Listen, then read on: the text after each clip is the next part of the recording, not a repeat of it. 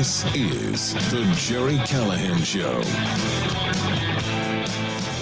Breaking news, NBC reports Joe Biden had a cold. Yes, that is what they're going with. Joe Biden had a cold. He doesn't have a stutter anymore. He's gotten over the stutter, but he had a cold. They want you to think. I cannot believe Kelly O'Donnell actually tweeted that out. NBC News breaking. He has a cold. No, Kelly, he's just 100 years old. He doesn't have a cold. He has dementia.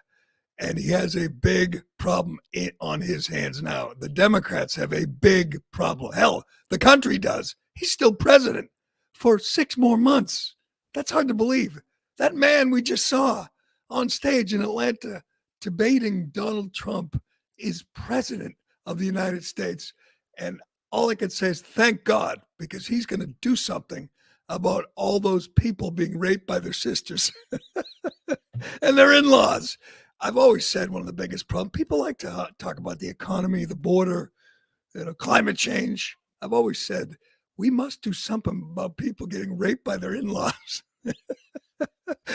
Oh, you have to laugh. We'll get to it. We got it. We got all the sound. We got all the clips, the cuts. We got all the high points and low points and all the just train wrecks that were Joe Biden's answers to the questions. This is, I shouldn't laugh. This is a national crisis right now. This is an emergency. We have a dementia patient in the White House. He is running for re-election. He wants you to give him your vote, give him 4 more years. He wants to do the toughest job in the world for 4 more years until he's 86 years old. That's what he's asking. That's what the Democrats are asking. Make him president. Make him commander-in-chief until he's 86.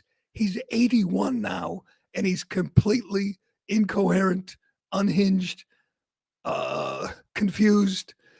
He's gone. He's shot. This is a crisis in this country. I mean, it's easily solved on November 5th. Obviously, any thinking person is going to vote Trump or vote RFK Jr. or vote for Cornel West. You can't vote for this guy. You can't. I'm sorry. I am so looking forward right now to what Joe Scarborough is going to say tomorrow. What are they all going to say? These people who have been living this fantasy, have been living this lie that he can do the job, that he's fit for the office. What are we going to hear from Whoopi Goldberg and Joy Behar and Joy Reid and Bruce Springsteen, Rob Reiner, Taylor Swift, Tom Hanks? What are you going to say now? Where are you going to go with this? You're going to come out tomorrow and say, it wasn't that bad? Or are you just going to go with Trump's worse, Trump's Hitler, Trump's bad, Orange Man bad? We have to reelect this cadaver, this corpse, this vegetable. It's over. All right. So you don't have to. I just watched MSNBC. I had to for 10 minutes after the debate. They're all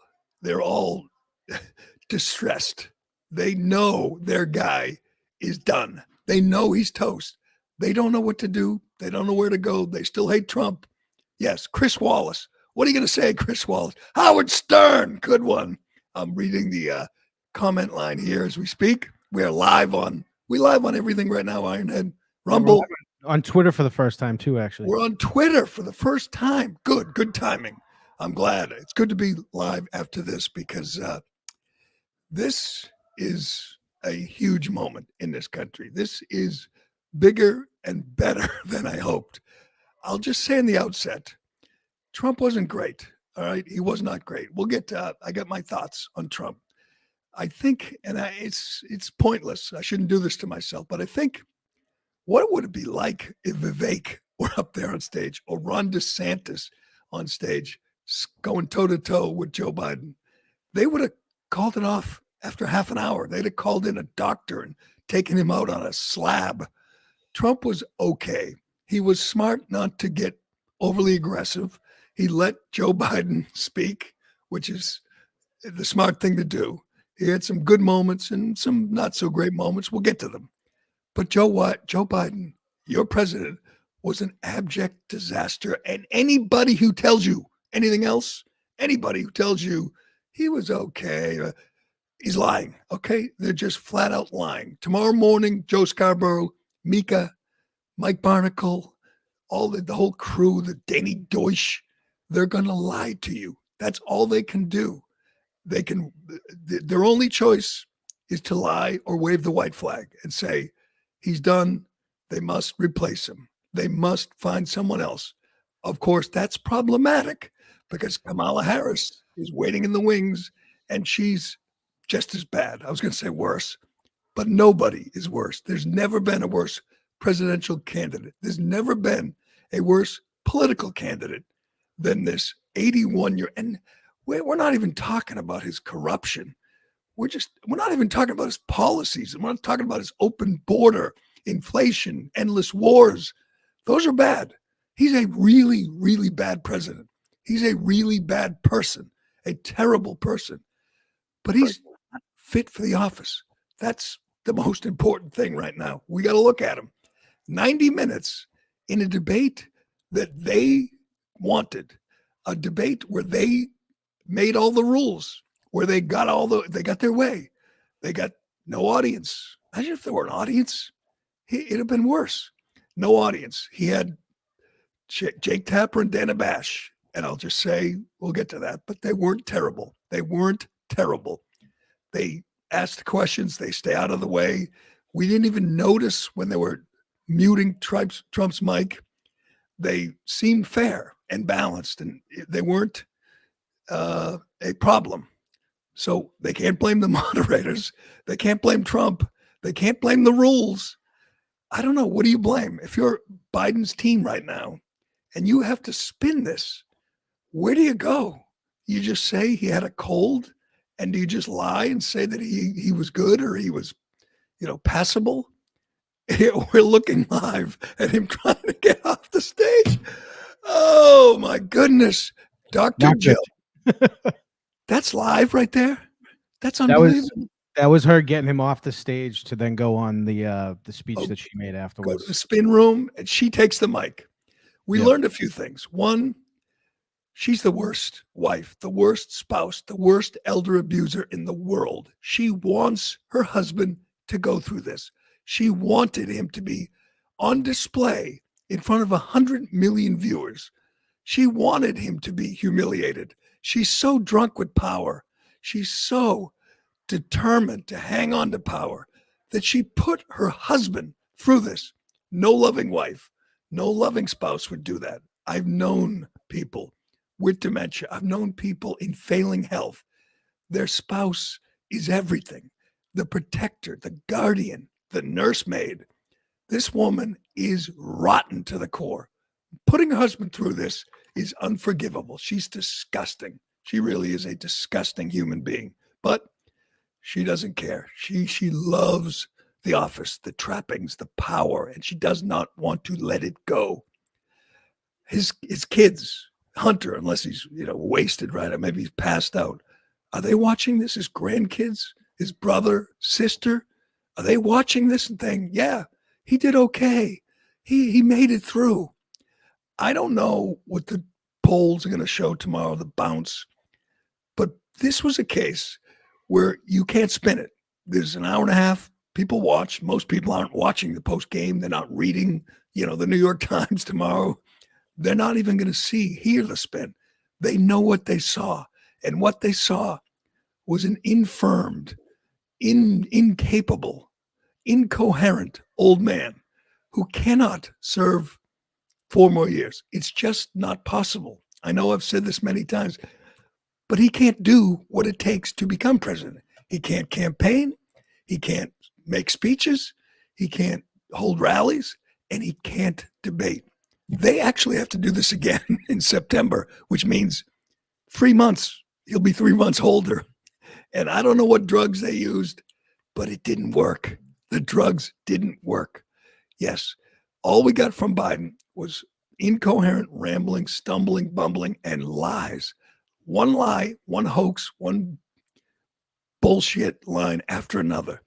I can't believe sometimes, I know the man has no standards, no ethics, no scruples, but he repeats the lies that have been debunked. He actually said that Charlottesville, again, what motivated him to run, Charlottesville, he mentioned the bulging veins. He mentioned Donald Trump saying those people were very fine people.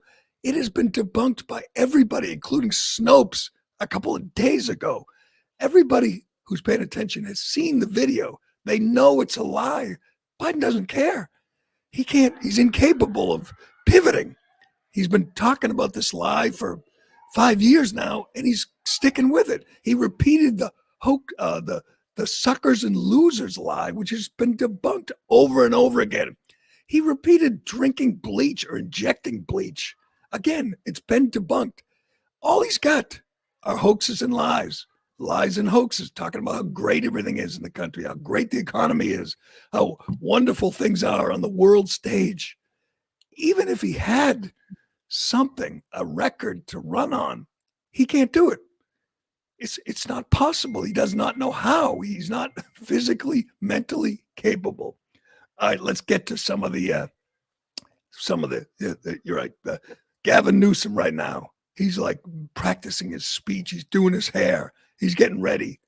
But I don't know how they do that right now. How do they do that with Kamala? She's not going to step aside. Come on, you can't jump over Kamala. She's dumb and she's incompetent, but she's arrogant and she's egotistical, and she knows that the far left is not going to stand for them kicking a black woman out the door to make room for that greasy-headed sleazeball in California. They have a real problem on their hands, and I guess it was smart for Trump not to do anything they could latch onto and say, see, Trump said this or Trump did that or talked about whatever, poisoning the blood. There's nothing they can latch onto. All they can do, Trump's irrelevant today. He really is. Again, he wasn't great. I was getting frustrated. He never mentioned their names. That pisses me off. Jocelyn Nungaray, Rachel Marin, Laken Riley, Molly Tibbetts. It wouldn't have been that hard to memorize 3 or 4 names. Hell, one name. He talked about Jocelyn Nungaray and didn't even say her name. What? You had weeks to prepare for this, Donald Trump. One name? You can't memorize one name? Why? Okay, I'm not going to get caught up in that. He frustrated me. He often does in these situations. But Trump is not relevant. Trump is not the story. Trump did a good job of staying out of the way, essentially. Hell, Jake Tapper and Dana Bash did a good job of staying out of the way. All the focus is on the president. All the focus is on this nursing home escapee who was up there looking in the wrong direction. Did you notice that one? He was looking somewhere the whole time. He was answering. I was looking at some janitor or something. There's no audience. There's no people. Who was he looking at when he was answering? And he's looking for a lifeline anywhere he could get one. Normally he has that. He has the visiting angels. He has Jill. He has his aides. He has the media. He has someone to help him. He had no help. He was up there alone and he was drowning. And it was amazing. Anyone who tells you this debate was about anything but this vegetable in the White House is lying to you. Anyone who says the story is anything but the empty husk of a man who took the stage right at 9:00, and the first thing he said, you couldn't believe it. I mean, it was shock.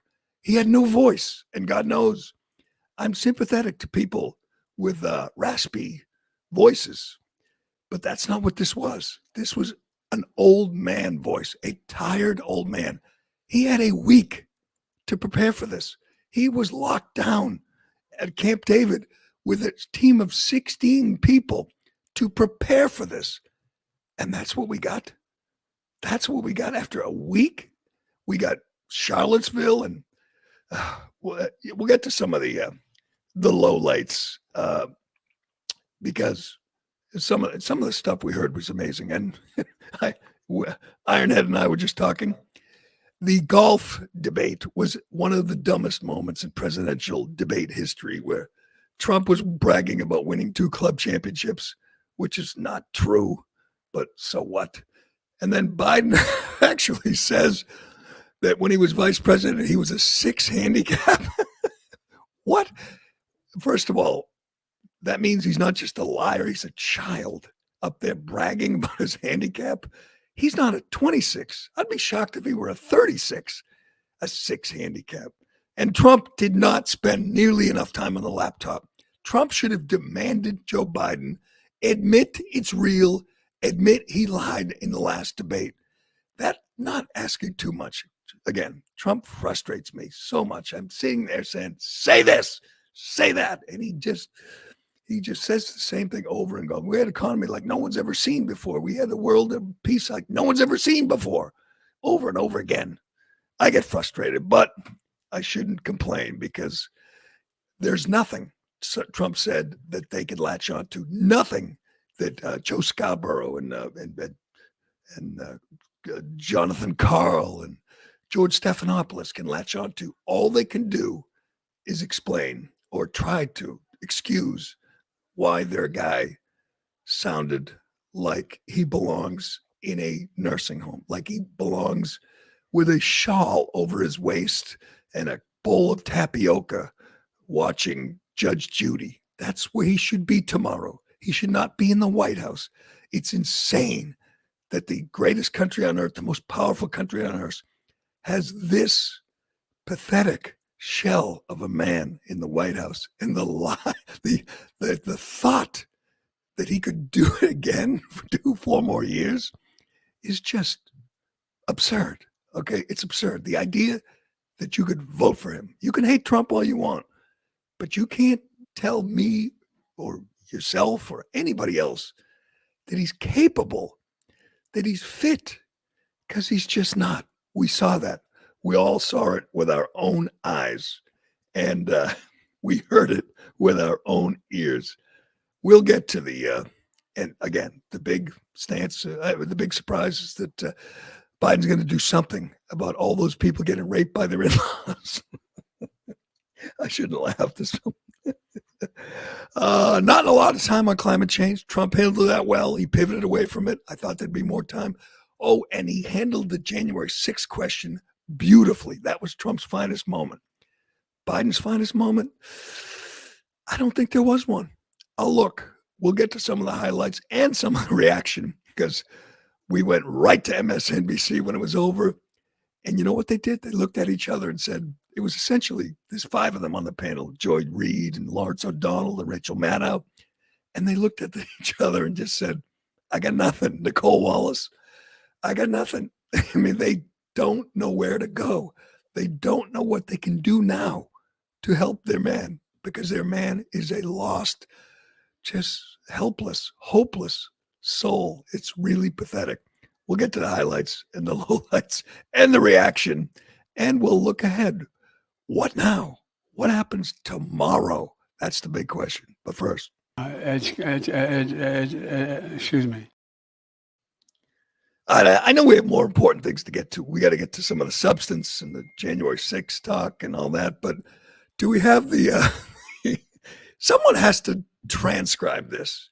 Someone's job at CNN, at the White House, they have to transcribe the answers. I was trying to do it with one answer. I was like trying to take notes. And Joe Biden doesn't ever speak in simple declarative sentences. There's no rhythm. There's no sense to any of it. None of it. Trump's not a hell of a lot better, but Biden is just so incoherent. I don't even know what was the question about Ironhead? What was it? I don't even remember. Are you talking about the Medicare thing? I'm talking about the getting the Greg Price posted it, the getting people getting raped by their sisters. Oh, I have no clue. I think it was about the border, but he just turned it into the Biden family stuff. I mean, I think he was trying to. Oh, it was Trump went. He mentioned that he spoke to Jocelyn Nungary's mother, which is good. I wanted that. But why couldn't he just say her name? Why couldn't he say her mother's name? Why couldn't he give us the details? Jocelyn Nungary's 12 years old. She was murdered, savagely tortured and murdered by two subhuman savages from Venezuela who came into this country because Joe Biden let them in a couple months ago. Joe Biden has blood on his hands. She would be alive. Jocelyn Nungaray would be alive today if not for Joe Biden's policy to just allow this country to be invaded by tens of millions of illegal aliens. Why can't Trump say that? Why can't he just articulate that? I think when he prepared for this, he should have had one answer, a couple of sentences about that with her name, with the details, and then thrown it at Biden and said, what do you have to say to her mother, Joe? Why can't he do that? Anyway, I won't get caught up in it. I'll just sit back and enjoy the just gibberish from this fossil. I don't even know what the question was, but let's listen to the answer. Go ahead. It was about abortion. Frank is correct. Oh, it started with abortion. That's all. That's his favorite topic, abortion. Everyone to get an abortion. Just abortion. That's all they got. Abortion on January 6th. That's it. Let's try to make sense of this. Look, there's so many young women who have been, including a young woman who just was murdered, and he went to the funeral. The idea that she was murdered by an immigrant coming in. They talk about that, but here's the deal: there's a lot of young women who being raped by their in-laws, by their spouses, brothers and sisters. It's just ridiculous, and they can do nothing about it. And they try to arrest them when they cross state lines. Thank you. Saved by What? the A lot of women are being raped by their sisters? The president of the United States just said that, ladies and gentlemen. Yes, the president of the United States said a lot of women are being raped by their in-laws and their sisters. Joe Scarborough going to get to that tomorrow, you think? You think he's going to mention that? That's just madness. It's unavoidable, really. Getting raped by their sisters. All right, let me... Where did it go from there? I think Trump was in shock. I mean, if, again, he was really on the ball, he'd say, Joe, what woman is getting raped by her sister? He tried to pivot from the border, and he said Trump went to the funeral. He didn't go to the funeral. Where did that come from? You know, Trump didn't go to Jocelyn. He should have gone. He couldn't have gone because it was this afternoon. It was a couple of hours before the debate. Another reason Trump should have brought it up. Should have said, they just buried Jocelyn Nungaray today. Joe, what do you have to say to her mother? Joe Biden, we can do a quick rundown of the lies. He said he's the only president who has had no soldiers die on his watch. No soldiers. I mean, it's bad enough that he doesn't reach out to the Gold Star parents, that he looked at his watch when the caskets came home. But then he says no soldiers died on his watch.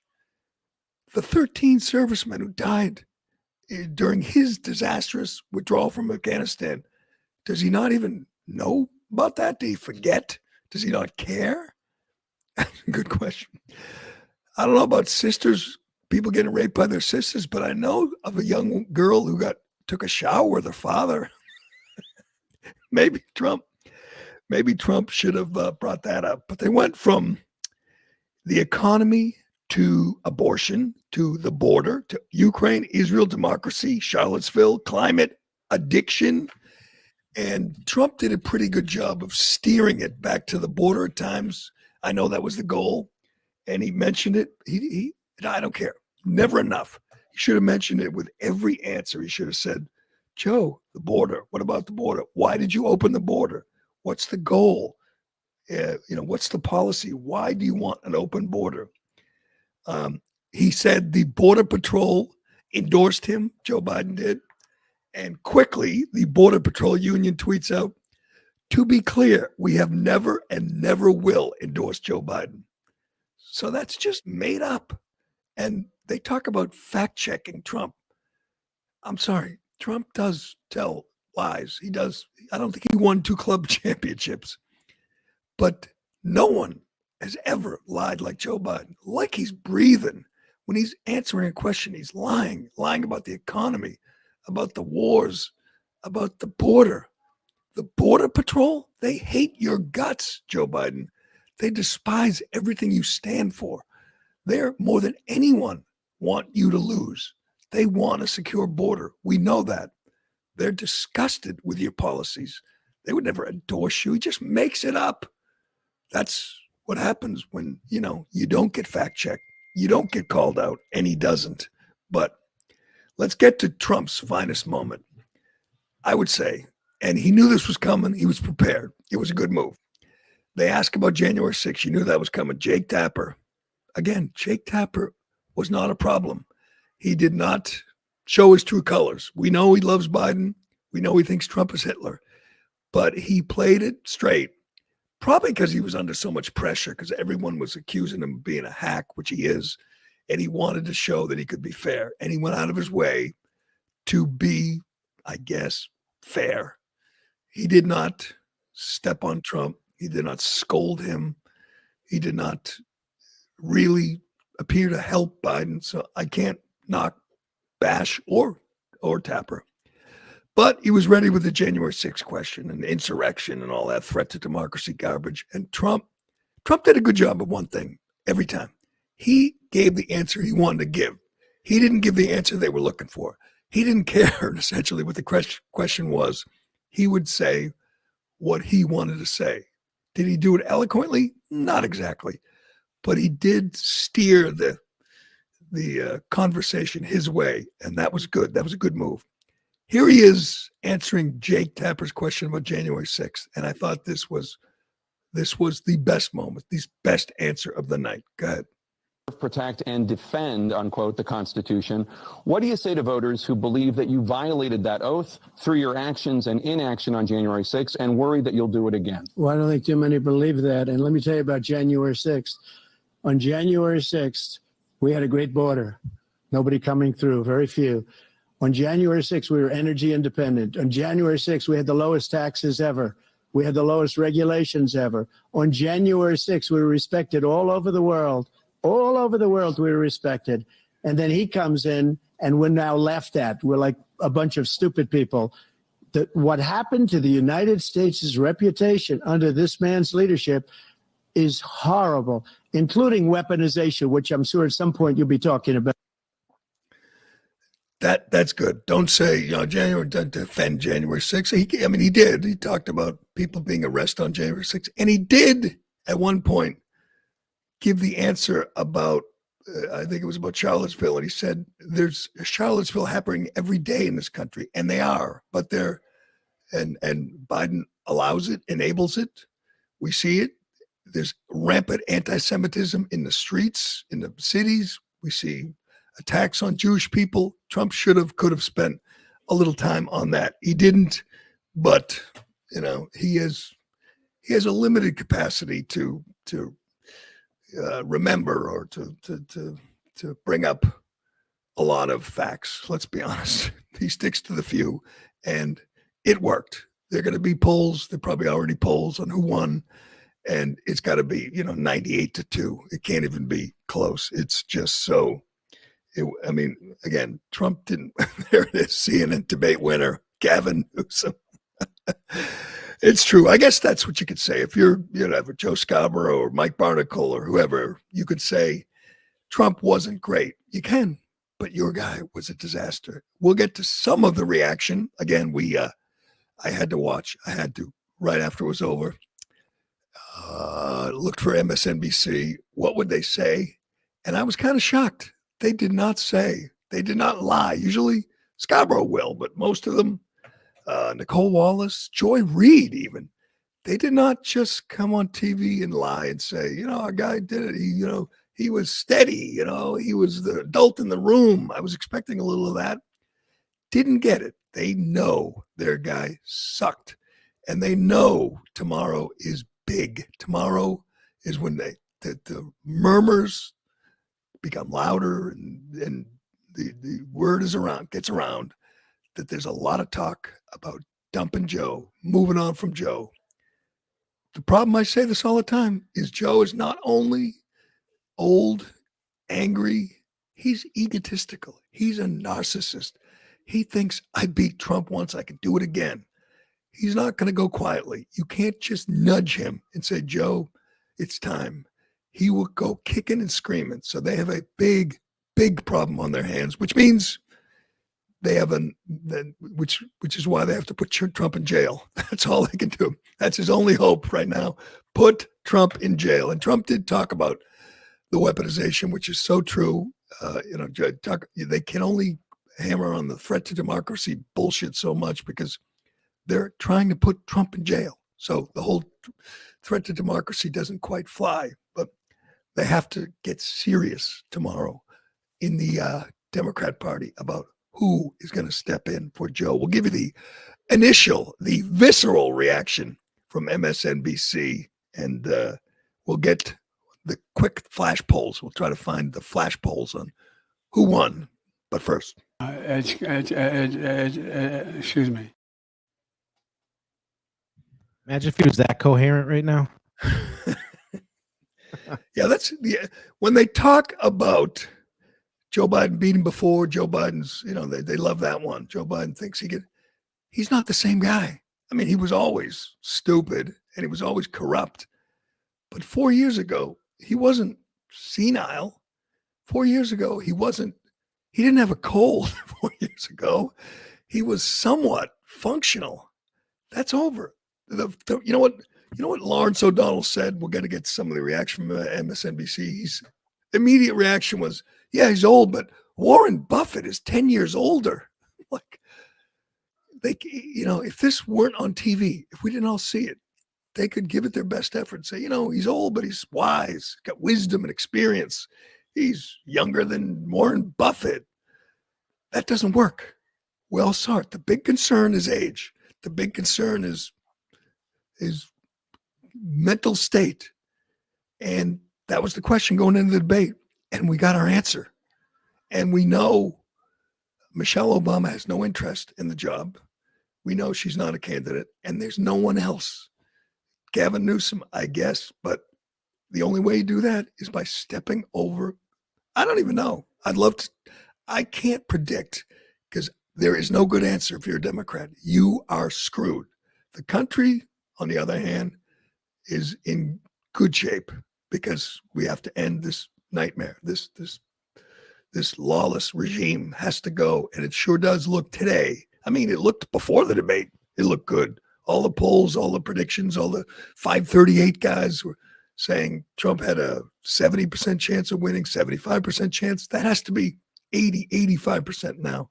Hillary, she would love it. Hillary Clinton would love to step in the breach, but she is just loathsome. She lost to Trump. She's an old, bitter woman. She has no appeal, none. She would be worse than Kamala or Joe Biden. So that ain't going to work. But is this the initial reaction from Rachel Maddow's, the host of this panel? And they're all just crestfallen.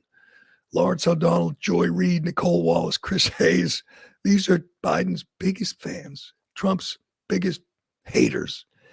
And they watched and they could not find a way. They could not put on a performance the way Scarborough will and pretend this was anything short of a disaster. Let's watch a little bit of it. That is the first presidential debate of the 2024 election cycle at a very unusual time with very unusual format. And I think with probably strange results. We'll see the response from both sides. But if you're the Biden campaign, I think you wish that this night will be remembered in reverse as the president became sort of stronger, including his voice, the strength of his voice over the course of the night, probably peaking towards the very, very end of the debate. For the Trump campaign, I think it's fair to say it was the inverse. President Trump, just in terms of his coherence and finishing a sentence and seeming to be in control of his own emotions, started off as strong as he was. The strongest point for him was at the very beginning of the debate. And then it over the course of the night, he became less coherent and more visibly flustered. I don't think either of these campaigns, either of these candidates is going to feel like this was a shining moment for them. But I think that first initial impression, Nicole, of President Biden walking out and his voice being very hard to hear. It's hard to tell what he was saying because his voice was so weak, and his halting delivery in his first couple of answers has got to have put a shock into the campaign, at least at the start, before he started to get stronger. Credit to MSNBC here too, because everyone on this panel was like, "What are you talking about?" And they did. She went right to Nicole Wallace, who is she hates Trump more than anybody. And she said, tomorrow morning, things are going to start happening. Tomorrow morning is when they all start saying, we need an alternative. Look at the face. Look at Joy Reid's face. If you're watching along, this is right after, this is what, 2 minutes after the debate. And they go to Joy Reid, and she is just sick. She despises Trump. She knows what she just saw is probably the end for her guy. I mean, it's the best. Trump, again, didn't have a great night, but he did have a great night because the guy next to him just self-immolated, just completely just fell apart before the world. Let's listen to Joy. I, too, was on the phone throughout much of the debate with Obama world people, with Democrats, with people who are political operatives, with campaign operatives. My phone really never stopped buzzing throughout. And the universal reaction was somewhere approaching panic. The people who were texting with me were very concerned about President Biden seeming extremely feeble, seeming extremely weak. And you know, I'll just reiterate what I said earlier. President Biden had one job tonight, and it was one primary job. And yes, it was to litigate Donald Trump's, criminality and all of those things, but he had to settle his own party. Mm-hmm. He needed to settle Democrats. Democrats, they always talk about Democrats are bedwetters and Democrats are always panicking. Yes, Democrats are always panicking. They're always scared, right? They're always thinking they're going to lose. Like Democrats are very pessimistic. This is just neurotic. Who they are. They're neurotic. But Joe Biden's job was to reassure them tonight. His job was to calm his party, to make them feel that, yes, I can do this. I have 4 more years in me. I have the ability and the stamina and the strength to do 4 more years. He did not do that. He did the opposite of that.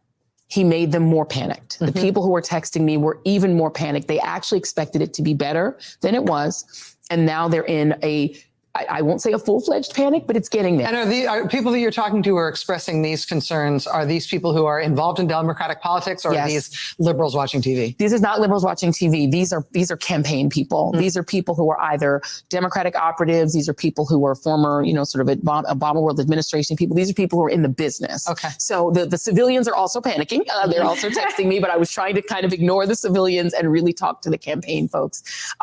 People are... called him feeble. Joy Reid called Joe Biden feeble. I didn't even do that.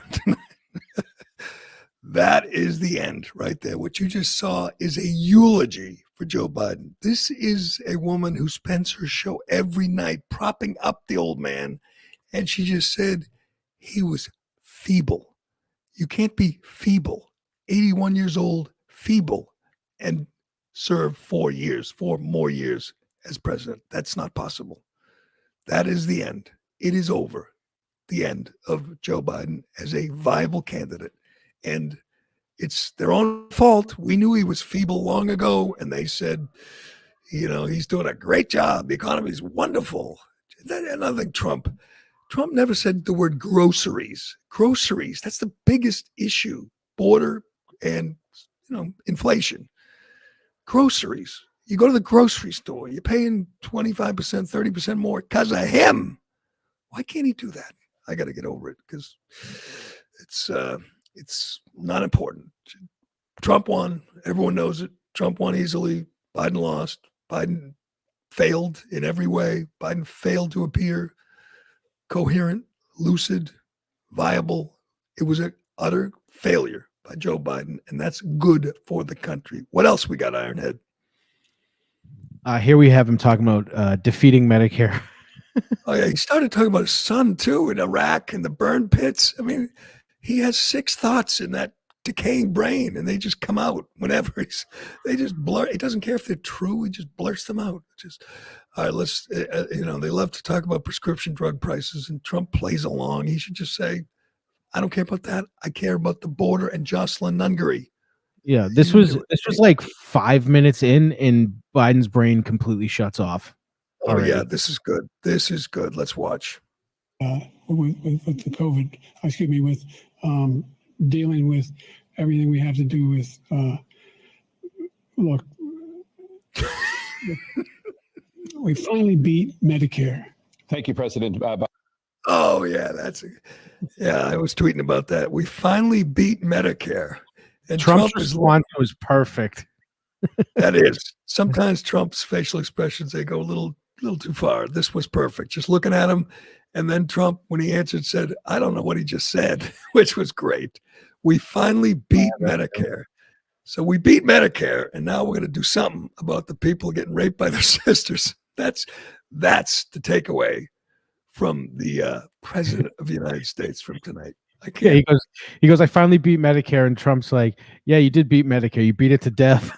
Yeah, that's right. He did. That was good. Good Trump. Good Trump. But let's be honest. You could have put anyone up there against Biden tonight, and as long as they didn't get in the way, they would win. They would defeat this decrepit old man. This was 7 days of preparation. This was drugs pumping through his veins. This was all the pressure in the world. And he choked and he sucked and he just failed miserably. This was just a train wreck of epic proportions. It was the big moment. As Joy Reid said, they were looking to him. Show us you're capable of 4 more years. Show us you can do it, Joe. And he did anything but. He showed you just the opposite, that he's incapable of doing it for 4 more years. Maybe not even 4 more months. I don't know. I mean, October, November, this guy, we saw it tonight. This guy is supposed to show up. And what happens if there's, a terrorist attack? What happens if there's a escalation of the war in Russia? I mean, some big things could happen on his watch. And that guy, this feeble old man who's babbling on about how he beat Medicare and how people are getting raped by their sisters, that guy is supposed to handle it. Yeah. Sure thing, Joe. Sure thing. And they're supposed to do this again. No shit. In September. Yeah. They're supposed to do it again on ABC, the network of Jimmy Kimmel, another network where everybody there hates Trump, George Stephanopoulos. They're supposed to do it again in 1, 2, 3 months. Sure. Do it again. He's supposed to, get the nomination at the convention in Chicago, which is going to be wild, where all the pro-Hamas lunatics are going to be burning, tearing up the streets. And I know they're going to make some of it virtual to protect him. That's their job in the next 4 months, protect him. Yeah. But they can't protect him 24 hours a day. COVID is over. He's got to hit the road. He's got to do events, speeches, a convention. It's just going to be, it's going to get worse. As I've been saying for 3 years, 3.5, 4 years now, he's not going to get better. He's going to get worse. That's a medical reality. The man is going to continue to deteriorate before our eyes. And it would be funny if we didn't have a country to save. It's still kind of funny, to be honest with you. Still kind of funny. Listen to him brag about his 6 handicap. What a child. He said, yeah, I'll play you if we carry our own bags. What? Yeah, that was the tweet. Remember that? One of those jump, like 18 edits in 12 seconds videos? Oh, that's right. Yeah, we'll play him. I mean, Trump is totally, he's the opposite of a sandbagger. He lies about his handicap, but he's a good golfer. Biden's terrible. We've seen him. We've seen him hit a golf ball. He's terrible. And he's like, I'll play in a match. We'll carry our own bags. It's just like, what are you, a friggin' 12-year-old? And one last stupid thing that annoys me. The least presidential thing he says is, guess what? Guess what? He sounds like a 10-year-old girl. Guess what? Guess what? That's not presidential. Stop saying, guess what? Don't. Stone. Yeah, I guess it's one of those rare things that he remembers that sticks in his head when he says, guess what? Guess what? All right, we got lots of comments. Should I read some comments? What Sure, the hell why is not? that? Yeah, in the meantime, I'll play the What else? I got the golf thing, but I want to play Trump's response when he was like, I have no idea what he just said, and I don't think he does either. Good point by Lovecraft Cat. He says, just wait till Biden gets over his cold. He's going to kick Trump's ass. Just wait till he shakes that pesky cold. NBC, I just sent you the tweet. This is a real tweet from NBC, from what's her name? Kelly O'Donnell. Mhm. Real tweet. New. Two sources familiar with the situation say, quote, President Biden has a cold. That's a real tweet from a real journalist. President Biden has a cold. Oh, God, I'm going to have to set my alarm, get up. I want to hear Joe Scarborough right off the top talk about what a bad cold Joe has. Needed a little Sudafed, that's all. Maybe the Sudafed wouldn't have mixed well with the Adderall and all the other drugs they pumped him full of. All right, what else we got from the golf thing was so stupid. Honest to God, I just want to say, don't do this, Donald. Don't talk about how great a golfer you are. He talked about how he's in better shape than he was 20 years ago. You know what he should say? Yeah. I'm a little heavy. So what?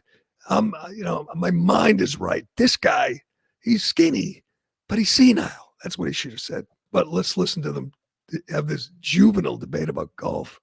Just take a look at what he says he is and take a look at what he is. Look, I'd be happy to have a driving contest with him.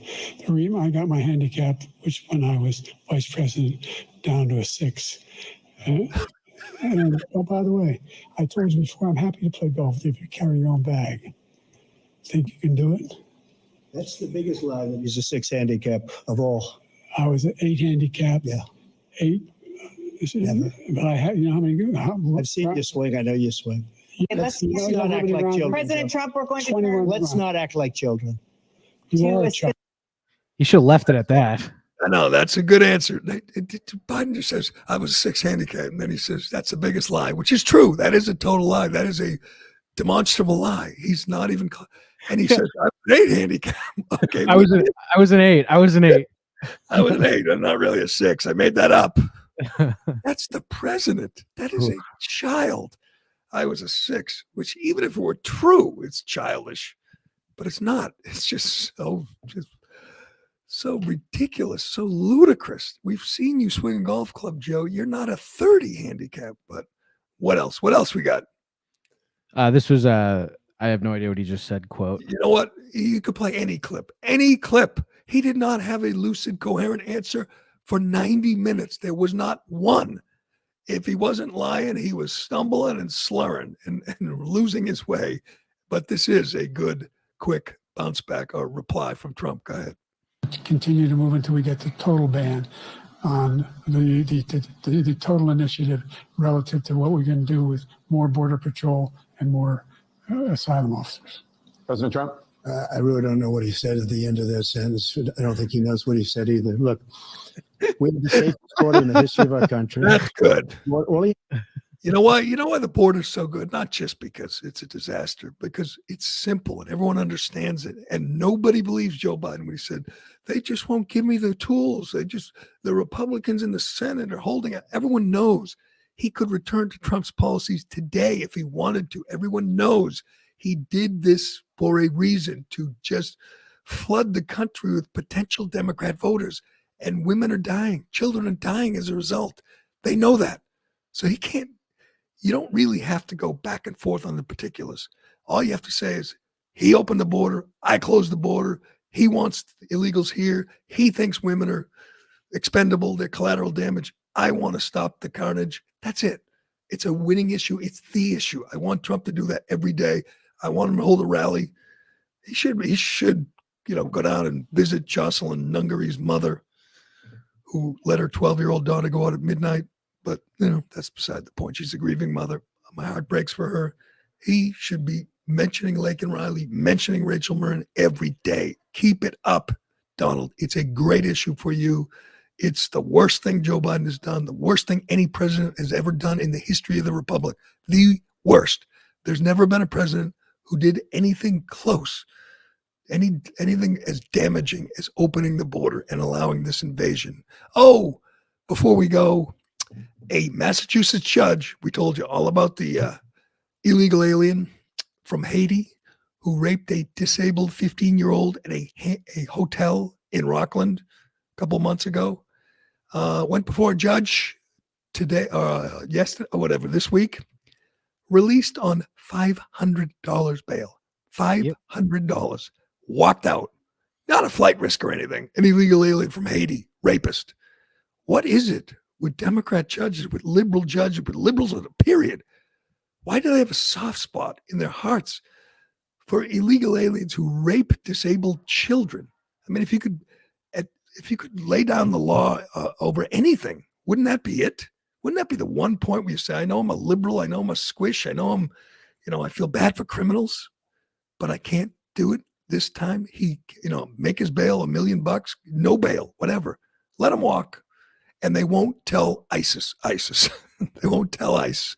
They won't tell ICE. They don't cooperate with ICE. They just let him go. $500, he's free to go. And no verdict yet in the Karen Read trial. I'm getting a little worried. I don't understand. I thought it'd be a day, maybe a day and a half. Jury's still out. Hopefully they come back tomorrow and do the right thing because she's obviously. People keep making the point, though. Remember, Rittenhouse took 27 hours. Well, how many hours? They got to get this done, though. The longer it goes, the more chance there is of a hung jury. There's no chance of a conviction, but a hung jury. Yeah. And it shouldn't be. We need to get this trial over with so they can start busting the crooked cops and the toothless and McAlberts and get them all to turn on each other. It's going to get even better. Phase 2 is going to get even better. But we will leave it there for this, for today, this special edition of the Callahan Show post-debate. That was fun. Ironhead, I had a good time. It's a great time. We will be gone for a couple of days. I got a little bit going on. My daughter's getting married. If you can, maybe you can hear in the background, all her friends, they're having a final flame, having a good time. But I am giving away my only daughter in a couple of days. But we'll be back next week, I think, I hope. And we'll have lots to talk about, I'm sure. But that will do it for today.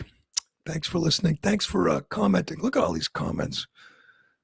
That's true. He says, if he flees, the rapist, he'll just, Biden will fly him back into the country, put him in a hotel wwerever he wants. He'll be surrounded by, illegal alien children. He'll have his way. We'll give him a cabinet position. It's not going to end, at least not till January 2025. All right. Thanks, Ironhead. I'm Jerry Callahan. This is the Callahan Show, and we will talk to you again.